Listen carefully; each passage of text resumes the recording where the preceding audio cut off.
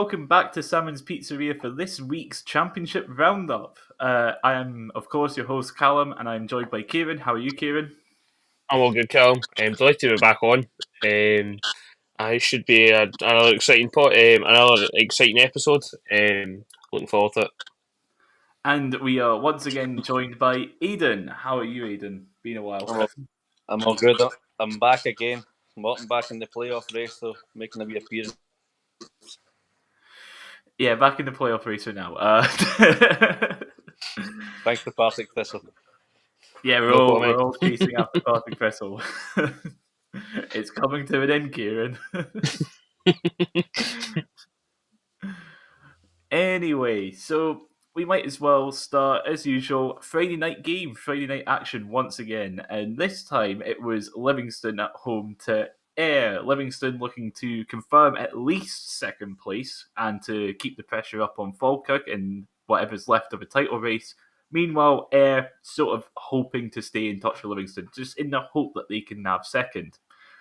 This did not go well for Ayr. This really did not go well for Ayr. Kelly, he opened the scoring with a deflected shot after 6 minutes. Livingston, after 100 chances, then get a penalty after a weird coming together involving the Ayr keeper. I'd imagine you've seen it.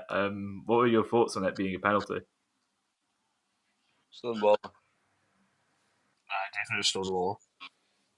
It was definitely one where it's just like he's just mistimed it and he's just flown into the striker. It's one of those where it's like it's unlucky, but it's a penalty. I'd seen people saying it was harsh or like not a penalty, that sort of thing, but it's like no, it's a penalty. Like the goalie's just absolutely clattered him.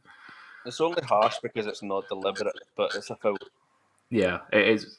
It's like obviously he's not gone out of his way to clatter him, but yeah, it happens and it's a foul at the end of the day. So, but it's like Robbie Muirhead would convert that penalty after half an hour, and then Kelly again scores after 45 minutes. Montan, it's like second half would continue much of the same, and Montano would score a fourth 79th minute, and then Livingston would make it 5 with McAleer with a volley from outside the box, which was really nice hit from outside the box just before full time. But yeah, Ayr were not good in this game at all. Scott Brown's Ayr United seem to struggle in these big games.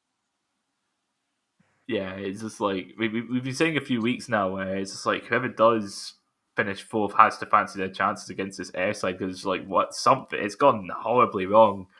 They've only got one win in the last 5, which isn't the sort of form you want to be in going into the playoffs. You want to have that momentum, and they very much do not have that momentum on their side right now. They don't really have the experience either of fighting at the top end of the league. And as good as Scott Brown's done this season, putting a team together, he's not got the experience inside to get over the.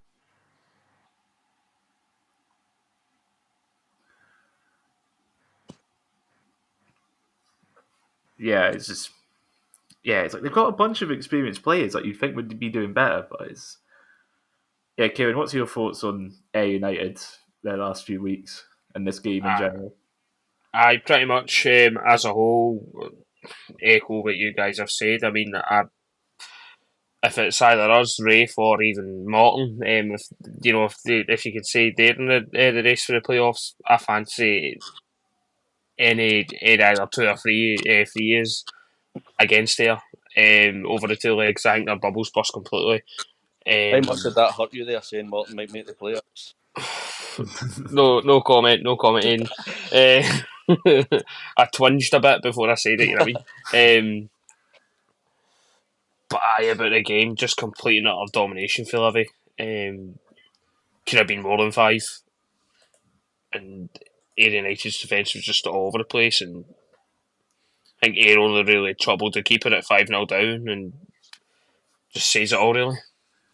Yeah, it's like looking at the stats here, it's like Ayr had 2 shots and only one of them were on target.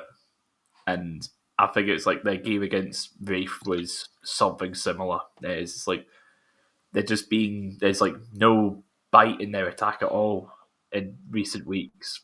It's like their one win has been against Dunfermline, who, let's face it, are comically bad at times. And that was one of them, especially with Vincent Wanyama. Victor Wanyama with his incident. But Livingston, big win for them. Definitely helps with the goal difference if it ever comes to that for the title. But we'll get onto that in a second. They're in a good run of form now. That's 3 in a row for them, 4 wins in the last 5. So they'll be looking. They're looking quite confident going into these playoffs, and even there is still a slight chance of the title that we'll get into in a minute. Yeah, thoughts on Livingston? I think they'll get promoted through the playoffs, in all honesty. The play St Johnstone, and we spoke about it the last time, they only lost because of a wonder strike from Graham Kerr. I think Livingston have got a really good side this season. Yeah, it does. It does. It's like it was a case of like with Livingston. It's like I didn't think they'd win the title, but I did feel. But it's like going through this season, having watched them, they sort of have, unlike other teams who look to be in the playoffs, they don't have that sort of dip or like that low of just like being shockingly bad. But it's like they do have those peaks where they do win games like this 5-0. So I do feel like they've got a very good chance with these playoffs, depending on who they do end up facing in if they make it to the final, whoever comes down from the Premiership. Kieran, your thoughts on Livingston? Yeah, pretty much what's been said. I think I fancy them in the semis and in the final. Obviously, it's going to be tough coming up against the top flight team. It always is. I know that more than anybody else, but it's. We know that. We know that. Oh yeah, aye. Sorry, Aiden. But I think they've been good. Whenever we played them, again, we've got them last game of the season. I kind of fear the worst for that, to be honest. Their record and Livingston's not the best, but I think they've been good. They've not really been shockingly bad in the league, as you said. They've not really had that proper low, but did they have their peaks? And Friday night was their peak when they're putting 5 past third place. You know what I mean? So it keeps the title race going, which is good. It's good for a neutral to watch it as well, but it's pretty good for Livy. They've got a lot of experienced players in their team as well this season. Pittman, Shinnie, Stevie May. Robbie Muirhead as well also knows how to pop up in the big games. They've got a lot of experience in there. Ryan McGowan as well. It's like they do. It does feel like it's like they do have. It's like they definitely have like a squad that can compete against Premiership sides. Like we saw, it was only like a wonder goal against St Johnstone that saw them get defeated in the cup. So be interesting to see how that pans out. And as we say, it's like there is still a title race, and that's because of the next game we'll get onto, where Falkirk play against Reef Rovers. It was a sellout crowd for Kieran's going to Falkirk. just go and let him get on with it. It was a sellout crowd with Falkirk looking to effectively secure the title, because it's like even that it's like their goal difference was like double digits more than Livingston, and a win would have seen them 6 points clear 2 games ago. No chance it's going to be like a 15 goal swing or whatever it was going to end up being. Reef, meanwhile, still looking to catch Partick, and it started off, well, as most people expected, as I expected. Falkirk really were the team on top. You could really tell that they were gunning for the title, and eventually they would take the lead. Calvin Miller just smashing it between Josh Ray's legs after 17 minutes. But it was a weird one after that, because it's like with this Falkirk side, it's like throughout the season, and especially with McGlynn, and I've seen this from McGlynn at the Rovers, where it's a case of McGlynn doesn't settle for 1-0.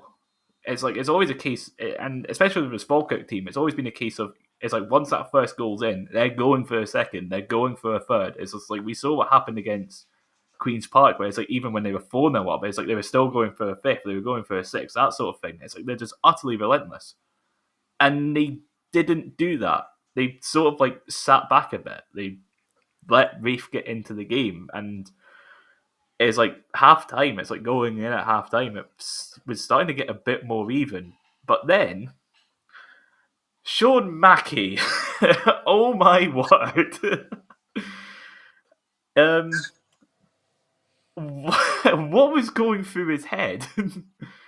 It's like he gets the first booking in the 58th minute for just wiping out. I think it was. I think it might have been. It was either Easton or Doherty that he just wiped out, and it was. It's like it was reckless. It was a bit reckless. So it's like it was definitely like at least a booking, but it's like I've seen some like red cards which were for things nowhere near as bad as what Mackie had done. So it's like there were a couple. I wouldn't say it is a red. I'd definitely say it's a booking though. But then it's like 3 minutes. 3 minutes later, he just fouls Doherty for no reason. It's like Doherty gets past him and he's just like, nah, I'm just going to trip you up, that sort of thing. And then he turns around and he's second booking and he's off. And it's like from that moment on, it was all Rafe. It's like, yes, it's like Falkirk got like one chance, but it was like all Rafe. It was like Falkirk were just camped in their own third. And it was this where we got to see prime Bazaball. Because I swear to God, we ended up playing 7 up front. It's like we had 7 up front, including Paul Hanlon and Callum Fordyce. And it's just like, I can't believe I'm saying this about Barry Robson. He did an amazing job with the substitutes because it's like when he took off, it's like he took off like Stevenson for, I think it was Aiden Marsh. So it's like you're taking off a left back for a striker, like trying to chase the game, and it worked because like what ended up happening was it's like when Callum Fordyce is being put up top, it's like Aiden Marsh said in the interview about how it's like there was an actual plan in place with Fordyce where it's a case of get balls into the box, Fordyce or Hammond or whatever, knock them down, strikers at the back post or whatever, knock them into the back of the net, and that's what happened. As ball comes in, Fordyce heads it down, Aiden Marsh is at the back post, and it goes in. And it's like, that's at the 88th minute. And you're just like, oh, brilliant. We're going to get a draw out of this. Oh, boy. Oh, boy. Vaughan gets the ball on the edge of the box. He manages to whip it into about the edge of the 6-yard box with Paul Hanlon also playing as a striker at this point, might I add. You know, like a 34-year-old centre-back. Just like the touch and like the feint that he pulls off is just like absolutely wrong foot this Falkirk defender and just slot into the bottom corner. It's like he's a natural striker, and then of course like just chaos in the away end. I'm sure we've all seen the video of the Rovers fan trying to like launch himself over a barrier and the barrier just falling. But just like absolute chaos, and then 5 minutes later, Aiden Marsh bops it over the opposition, as he says, and ball ends up with Vaughan, who gets tumbled down, penalty every day of the week, and Dylan Easton gets to score that 96th minute, 3-1 Reef Rovers. How? Why has this happened? It was just like, I was not expecting this at all. I was fully prepared to talk about a Falkirk 3-0 win, Falkirk champions. Well done. Round of applause, everyone. No, we have a title race again going into these final 2 games. So yeah, it's like Falkirk only 3 points above Livingston and a massive, massive boost for Reef in their playoff hopes. And you know, I'm starting to get a bit thirsty. I might need myself a drink. You know, I need to get myself. Yeah, Kieran, your thoughts on the game? I'll just echo what you said there, Callum. I mean, Falkirk score first half, you know, and you think they're going to go and cruise it, and cruise their way onto the league title. But up until the red card and the equaliser, and then the Rafe equaliser. Before that, I thought it was relatively comfortable for Falkirk, but as you said, Mackie gets the red card, gets the two, gets the second yellow, and the equaliser kills it for Falkirk, really. Rafe get right up for it. And it's just a matter of the. I was in the away end as the scores were coming in, and then Rafe equalised. I was like, for fuck's sake, you know what I mean? Then Rafe got second. I was like, come on, to fuck, man. And then they scored the third. I was on my knees, man. I wanted the ground to swallow me whole. It was fantastic result for Rafe on the road. Scoring not one, not two, but three away to the league leaders keeps the playoff spot, the last playoff spot alive for these, and certainly makes things interesting at the top of the table. You've done well against Falkirk a few times this season, no? Yeah, it's definitely it does make these last 2 weekends very interesting with the table. So now obviously it's now only 3 points between Falkirk and Livingston, and there has been some other implications for the playoffs, hasn't there, Kieran? Do we need to talk about this? Yeah, we do have to talk about Dunfermline against Partick, Pressure going to unfortunately. bottle it.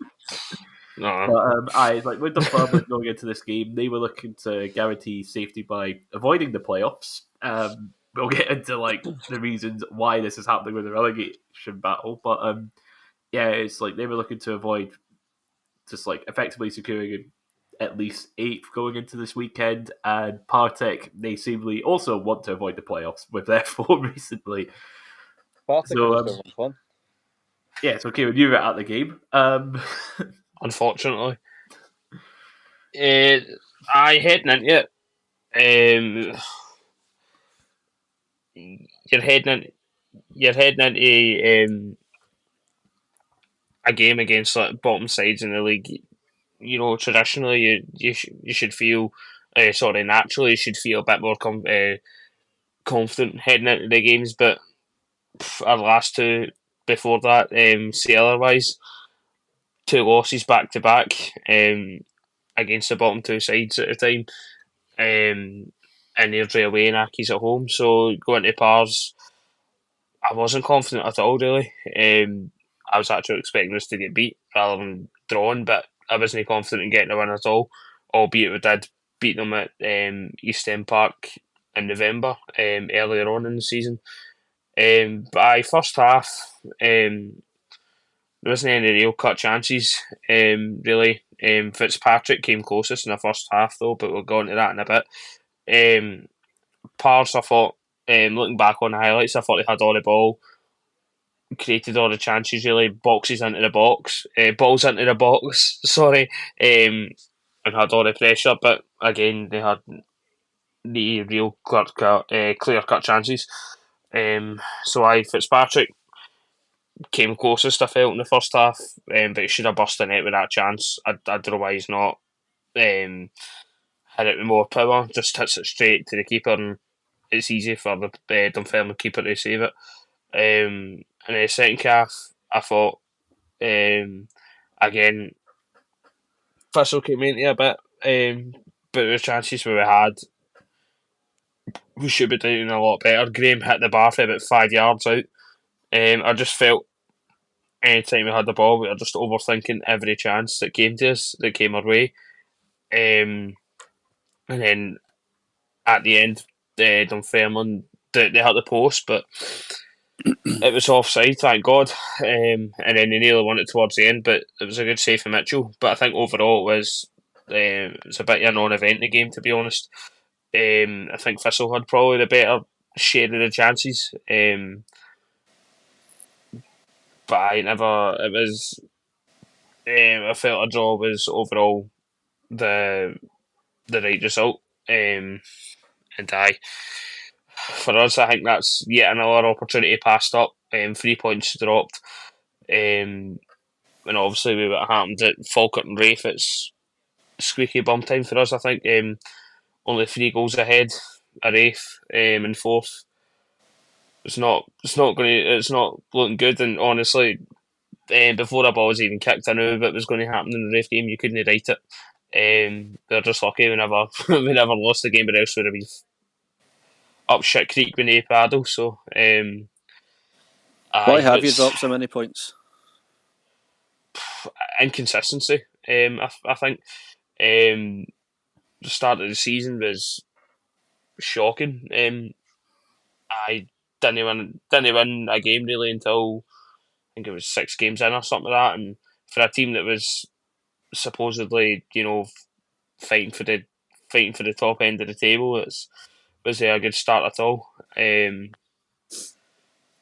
I It's a number of chances, to be honest. The signings we made as well. It's just tough. It's tough times. I mean, the way I've been speaking on this podcast, you think we're down the bottom end of the table, but we're only just might miss it in the playoffs. But it's just been a rubbish season for what it could have been. It's just been a bit of a non-event for us. Just been a complete write-up this season from start to finish. Yeah, it's been a weird one. It's like, as you mentioned, now it's like the gap between Brayford and Thistle is now just 3 on goal difference in the favour of Thistle. But it's like I'd seen where it's like the last time we went to the Falkirk Stadium back in December, where we got pumped 3-0 and looked like, oh god, we might be in Upshits Creek with like Thistle and not Thistle, like Accies and Hamilton. It's like we were 11 points behind. We were 11 points behind Thistle, and now we're level and only just behind on goal difference. But it's like just looking at.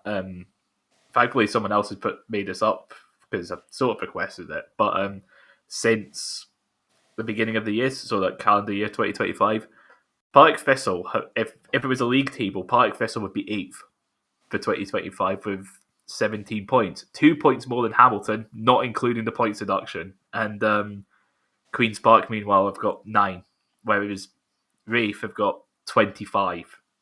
There's like an 8-point difference just for this calendar year. So it's like you've got 1 point less than Dunfermline this year. And it's like we've been banging on about how it's like Dunfermline are like bad, and it's like Accies are awful. Queen's Park have just disappeared as a football entity at this point. But it's not been looking good at all.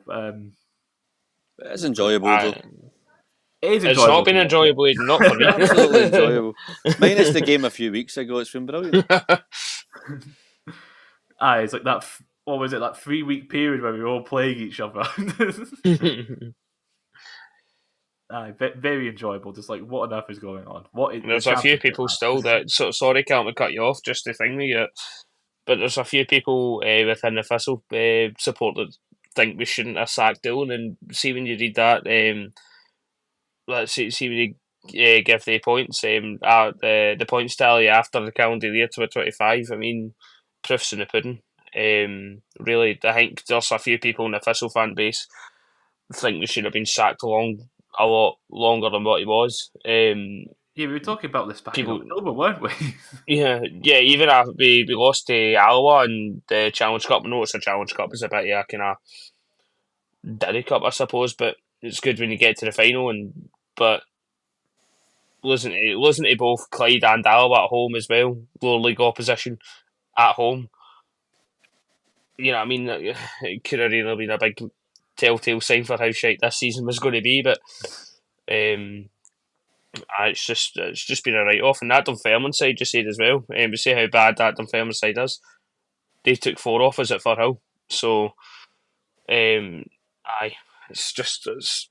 not been good at all. And it's just been a bit of a clusterfuck of a season, to be honest. It really has been for you, hasn't it? But it's like moving on and still clinging on to this playoff race.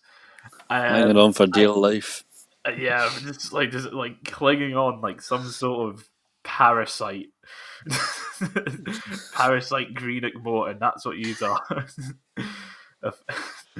But they were away to Airdrie this past weekend. Airdrie they were hoping to catch up with Queen's Park and Dunfermline, hoping to continue their revival through these past few months. Morton, meanwhile, looking to just remain within like a sliver of hope, just like have that sliver of hope of getting fourth. And yeah, Aiden, were you at the game? I wasn't at the game, no, but I managed to catch most of it. And I'm surprised it was only 1-0. Don't know if you've seen the highlights at all, but I think Airdrie looked at who was in goal for us. Seen a 17-year-old boy and thought, let's just ping shots for fun. He's no a clown. He's a professional footballer at the end of the day. So if he's just going to ping shots from anywhere, he'll catch that and it'll just keep building his confidence as the game goes on. But we had plenty of chances. Tommy's had a couple of half shots, shall we say, in the nicest way possible. Cammy Blues had a few efforts. Nathan Shaw had one just outside the box, and then it comes from Sam Murdoch in goal. Just hoof right up the park. Rhys McCabe tries to head it back to the goalie, I think. Misses the ball totally, and Tommy Adelot takes it from the goalie's hands, tap in at the back. And it was, I think that goal probably summed up Airdrie's afternoon. Just silly mistakes, just daft wee things here and there. That season. Say that again? Up their season. They've conceded 61, and I swear to God, half of the goals have just been like a defensive clusterfuck has happened, and the opposition have scored, and it just feels like that's what's happened here again. Where it's like you've got the player manager miscommunicating with like the teenage goalkeeper. That's what I was going to say. What do you make about the main man? Like, Rhys McCabe's also the main man in the dugout starting the games, these big games. Should he be on the park or should he be at the sideline? It's a weird one because I was like, I'm not sure if he's like captain as well or whatever, but it's like last season it worked fine, but it's like this season he's been dealing with injuries and whatnot, so he's not really been starting anywhere near as often as he did last year. And it's like you'd think, I mean, like at the end of the day, he's a manager, but he's also a player. It's a weird one. It's like we don't see like these player manager situations arise very often, and very rarely are they ever seeing like the sort of success that he's had, where it's like he got them up from League One through the playoffs, he got them into the Championship playoffs last season. This season, they've just had like an absolute clusterfuck of a season through injuries and just whatever's been happening at the back. And it's just one way. This has been happening all season, even with or without Rhys McCabe on the pitch. So I don't think it's a him issue. But there is definitely not. Callum, sorry to cut you off there, Aiden. No, go on. I just as what Callum said. I think that's absolutely spot on. I mean, whenever Thistle have come up against Airdrie, or whenever I've seen Thistle come up against Airdrie, they've looked pretty decent going forward. I thought they always have this season. But when I've seen them, it's the defence that's just letting them down. It's the defence that's let them, amongst obviously injuries and all that kind of and all that, but it's a defence that have ultimately got them in the position where they are. You know what I mean? It's brutal, but I think in the dugout, you know what I mean. I think he's a really good manager, to be honest, but someone that I don't know, my team should be kind of looking at. I think he's number one in quite a lot of Thistle fans' shortlist to replace Dolan. But it's a weird one. You know, I mean, you can't really. It's kind of hard to separate like what Rhys McCabe, the player's thinking, and what Rhys McCabe, the manager's thinking. You know what I mean? Do you think you have to look at him, or he needs to look at himself over the summer and say, am I a better football player or a better manager? And just prioritise that one thing.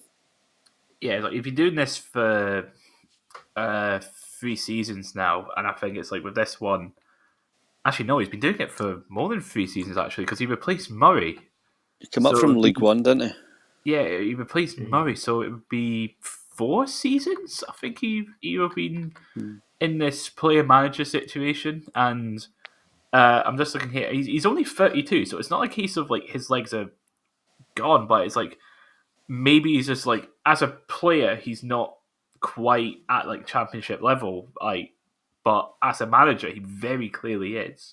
Yeah. So definitely there might be it might be a case of, say Airdrie stay up, it might be a case of for him where he'll look to bring in it's like he's a centre back at the end of the day, where it's like he'll want to bring in maybe like one or two centre backs, but still have himself available as like a backup option if need be, because that's where it feels like that's where the issues have been really at the back, and yeah, it's just like maybe that's what he'll have to look at if he's still at Edgery next season. That's the thing. It's like there's a very, like you say, Kieran. It's like he's been linked for you. It's like he was linked with us when Murray was sacked, and it's like we had quite a lot of people saying it's like we'd take McCabe, and at the time I was very much one of those people where it's like, yeah, I'll be happy with McCabe.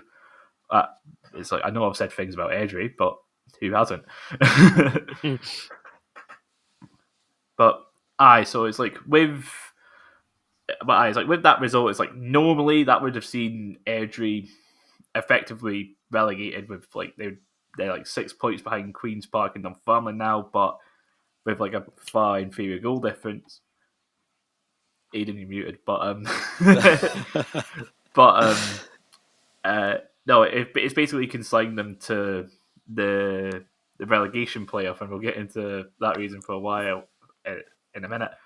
But sorry, just to ask, do you fancy staying up in the relegation playoffs or the League One playoffs? I'd say they'll win. I do, yeah.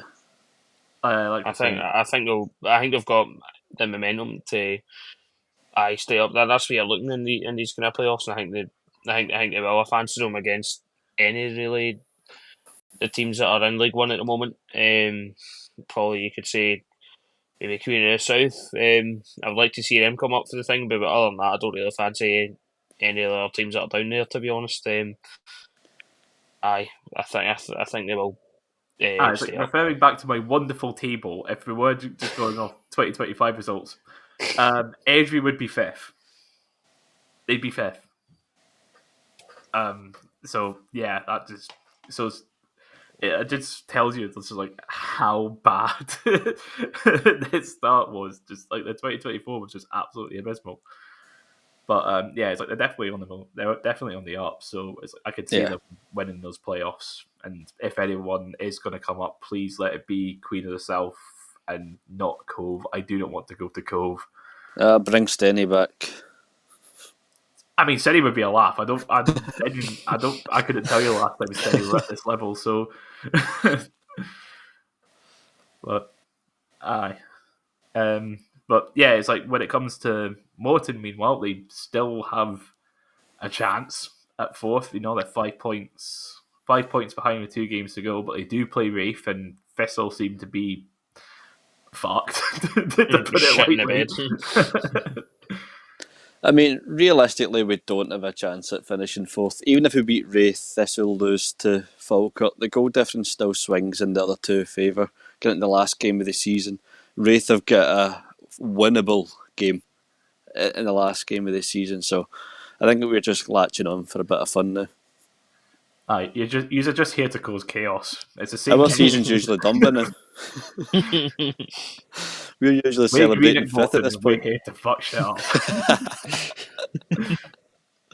We're just watching Thistle and laughing from afar. Oh my god! It's like with the way things are going, if Morton finish above Thistle. I will hereby announce my retirement for this podcast. If Thistle's sixth, Morton this fifth. podcast is fucked. Oh god! Morton get fourth place and actually get It's promoted. like the one when it comes like the final week will be like just absolute mayhem. Like we will be at each other's throats. I can tell you that. But it's like with Airdrie effectively secured that relegation playoff, that leaves one more thing we have to ask about, and that is Queen's Park against Hamilton Accies, like the real big story of this week. Snooze fest.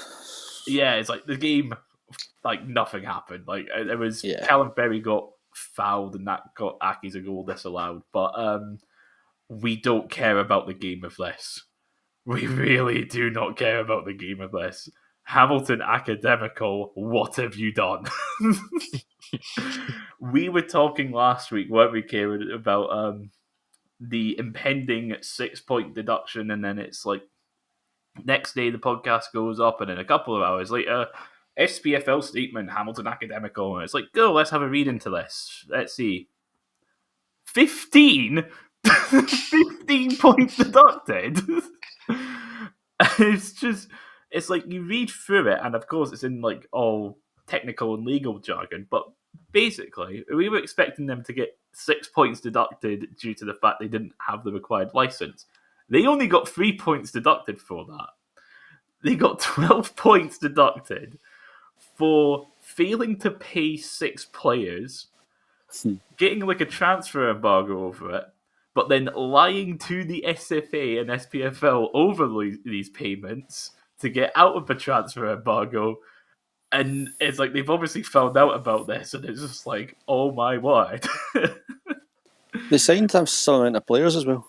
That's the thing. It's like it's like we said before how it's like there's times where their squad has been about like 35 players, and it was I think it was like when Scott Martin, I think his name is, went to Thistle.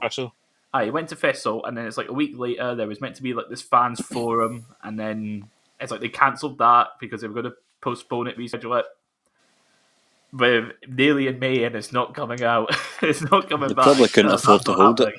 I think there would be a rather large riot in Hamilton. Well, I say rather large. About 12 people. But yeah, it's like I've got a video coming out Friday just looking into like this absolute mess of an institution that is Hamilton Accies, and it's 25 minutes, and I fear it may not be done. But this like, isn't a new. Oh, sorry, Callum, but speaking to Accies fans, like this has been their club's been a mess for the best part of 4, maybe 5 years, even when they were in the top flight with the whole Nigerian prince kind of thing, when they get hacked by that guy, but by the scam email, you know what I mean? Yes, phishing scam, that thing. The phishing scam, aye. You know, they've been a real mess for a while, and it's just all. You know, I mean, I thought after they got promoted back into the championship, I thought they could have sorted themselves out, but have they fuck? Are they even a championship level team? It's like they've got championship level players. It's like this. It's like I put them when I did my preseason prediction a while ago. I put them to be like 7th or something like that, like mid-table. Because it's like you look at the players, it's like that is a mid-table championship squad. But then it's like when I was doing the research for the video, after they postponed the fans forum thing, it's like they put out a statement. Jock Brown put out a statement saying, "Oh yeah, it's to do with the stadium buyout thing or whatever." But then Jerry Strain, who is the director of football and is like an absolute clown, by the way, just like going through like what has happened, is coming out saying, "Oh, we haven't been able to like we missed out on like signings in the summer and the winter due because like other clubs in the championship have got bigger budgets or whatever." It's like you have 35 players, you have like 3 starting 11s, and it's like. And like saying, "Oh yeah, John Rankin is a perfectly good manager." It's like people that I talk to, they say he's great, and like he's got like a 44% win percentage. It's like his win percentage over 2 seasons in the championship is 24%. I could possibly do a better job by accident at this point. It's mind-boggling, just like how bad. I swear Accies fans have been I swear Accies fans have been wanting Rankin out since even when they were in League One before they get promoted. They were all over Dougie a few weeks back. Mm-hmm. Like even when they were in League One, when they get promoted through the playoffs, Accies fans wanted Rankin gone. And it's like, yeah, it's like as you were saying about it, it's like even in League One they were wanting him gone, because I remember there was like an Accies fan who does like vlogs, and it's like I think they were playing against Alloa, and they went like 4-2 down, and you just heard some guy in the background going, "How many fucking strikers do you want, Rankin?" Just like going mental at him. And it's like, but the thing is, it's like looking into like the background of Hamilton Accies, where it's like they can't afford to sack Rankin because in that first season when he was at the club, they won the Challenge Cup, but then they got relegated. They gave him a 3-year contract. So he's going to be taking this club in League One again. And it's just like, as if they do play in League One.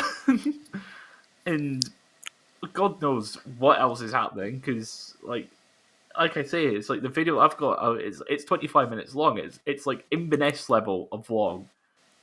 Just like, and in Inverness levels of what is happening behind the scenes. It's just, what? Will they take ranking to League One with him? Yeah, it's like they have to. They have to, because they can't afford to sack him. They can't afford to sack him.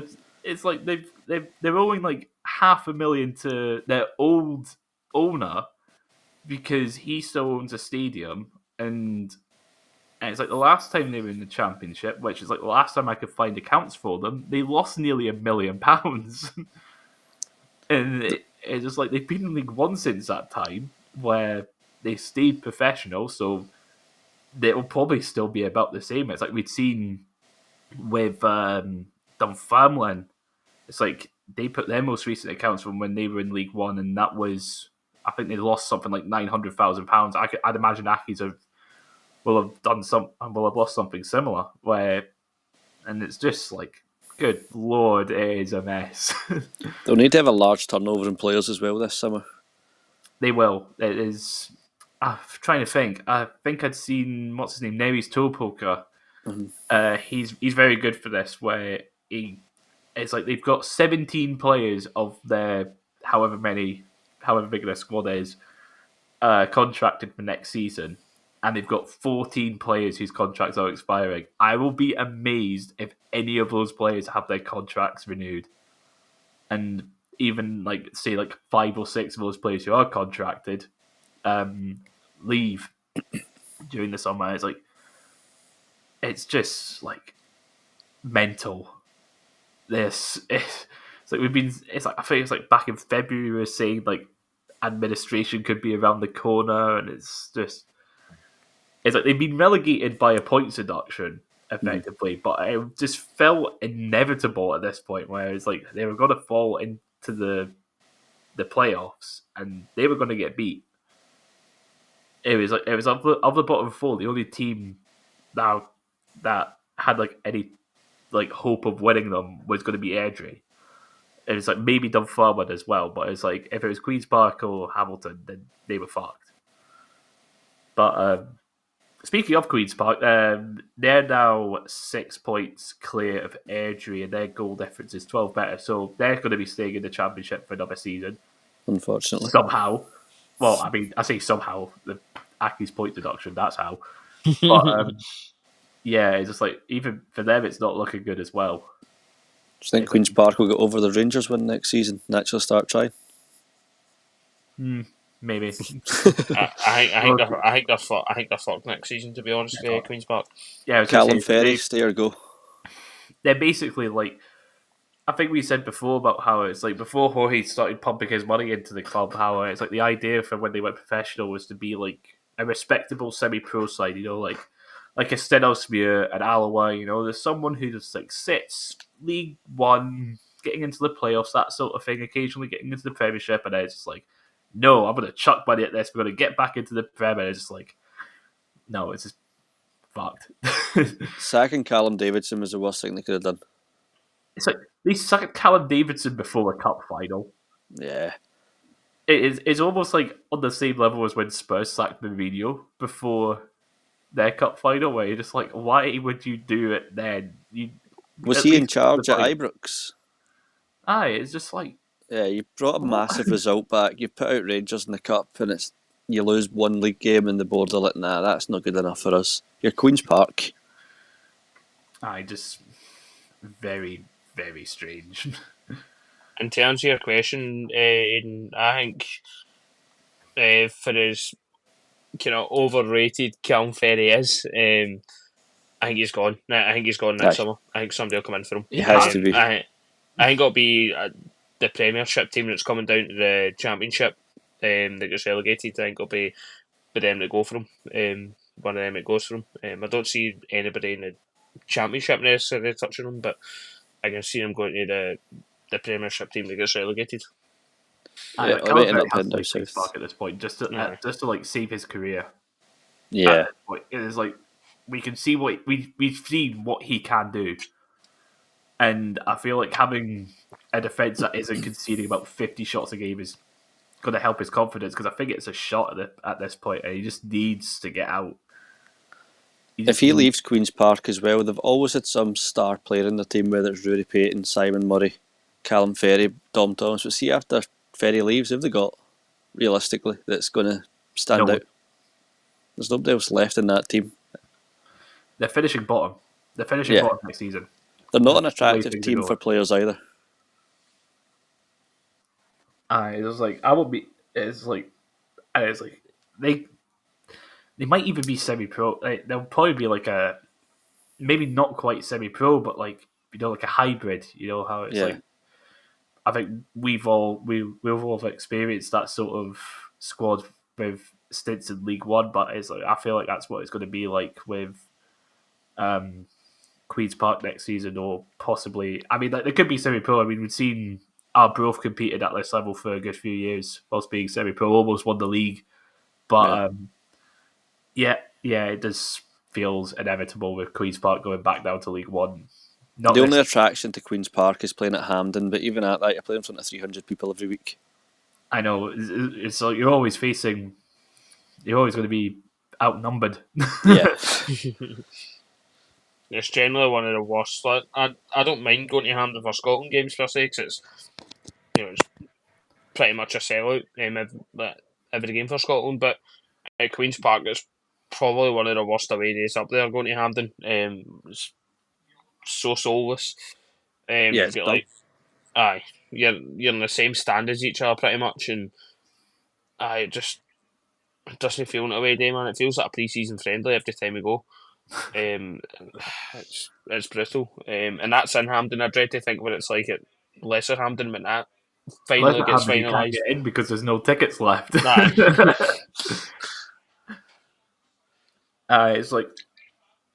It's like them going down. It's like they'll actually use Lesser Hampden because they'll actually be viable, and they're not gonna sell out against Livingston or whatever. It was just, ugh. But yeah, that's all of last week's games covered. So we might as well have a look through the table now. So Falkirk, they're still top. They're now 3 points clear of Livingston, so it's not done yet. Hold your horses. It's not done yet, although there is a 12 goal swing when it comes to goal difference. So we've been saying it's inevitable, and it's like that gap has been getting smaller. So if we keep saying it's inevitable, we could have the funniest possible outcome of Livingston winning the league. So it is inevitable that Falkirk win this league. Robbie Muirhead won the Livingston league. guaranteed at least second, because they are now 8 points clear of Ayr, who are on 59 points. Who these last two games they're just going to chuck it. Really, they're just going to rest their players for the playoffs, because they're 10 points ahead of Thistle, who are, as mentioned, ahead of Wraith on goal difference by 3. Morton are 5 behind and have a -8 goal difference, so it will take a lot for them to get into the playoffs. But it's still there. I don't want to rule it out, because I will be made fun of by you. I wouldn't hear the end of it, would I, Aiden? If Morton made the playoffs. Yeah, we're coming. Don't worry, we're coming. Yeah, it's like after Morton, there is a 10-point gap to League 1.5.